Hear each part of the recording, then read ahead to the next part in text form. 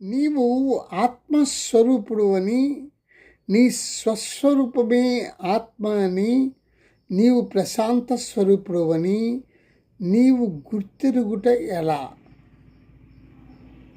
ఇది త్రితల మహర్షి భగీరథునకు చెబుతూ ఉన్న క్రమంలో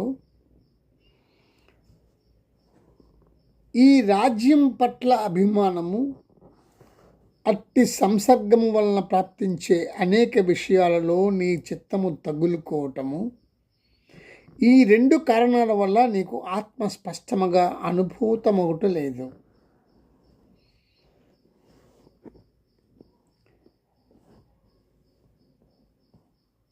అది చెప్తూ త్రితల మహర్షి జ్ఞానబోధ చేస్తూ మరికొన్ని విషయాలు చెప్పారు.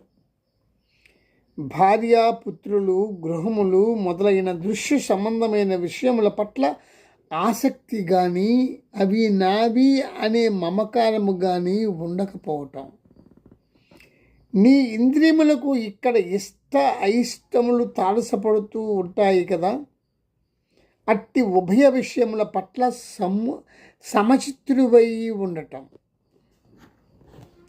అనన్యమగు ఆత్మవస్తువును అన్ని వేళలా భావన చేస్తూ ఉండటం, జనులతో ఏర్పడే సంబంధ వ్యవహారములతో అభిరుచి పొందక ఏకాంత స్థానమును సేవిస్తూ ఉండటం, జ్ఞాన విషయమై శ్రవణ మననముల నిరంతర అభ్యాసము చేయటం,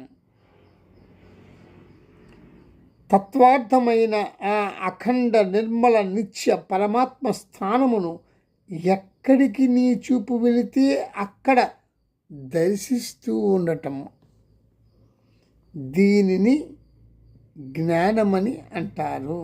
ఇవి జ్ఞానము అని త్రితల మహర్షి భగీరథునకు జ్ఞానబోధ చేసే క్రమంలో ఇవన్నీ చెప్పారు. భగీరథుడు ఒక నిర్ణయానికి వచ్చాడు. తన రాజ్యాన్ని ప్రత్యజించాడు. ఏ శత్రువులు తన రాజ్యాన్ని కోరుకున్నారో ఆ శత్రువులకు పిలిచి ఆ రాజ్యాన్ని ఇచ్చేశాడు. సింహాసనం అధిష్ఠించారు ఒకప్పుడు అతని శత్రు రాజులు.